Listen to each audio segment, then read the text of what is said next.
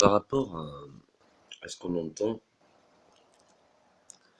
sur l'énergie noire et l'univers. Jusqu'à maintenant, on entend que chaque étoile est attirée l'une de l'autre, ou ensemble est attirée d'un axe. Mais euh, aux réflexions, on se disait qu'il y avait plusieurs axes pour qu'il y ait un équilibre. Le seul problème, c'est que quand vous voyez la nuit défiler, qui peut être observable, si on envoie un avion dans l'autre sens, on pourra filmer tous les degrés, faire le tour de la Terre, mais en pleine nuit, suivre la nuit, quoi. Eh bien, on verrait que les étoiles restent alignées.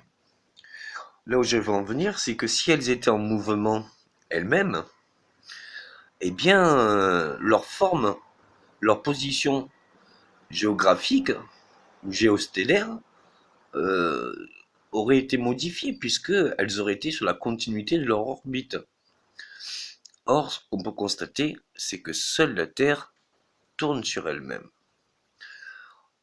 Et donc, c'est pas les étoiles qui tournent, mais c'est nous qui tournons de la Terre. Et ça peut expliquer donc les jours et la nuit, ça peut expliquer que justement les étoiles, même au-delà des siècles, les cartes des étoiles les étoiles étaient à la même place.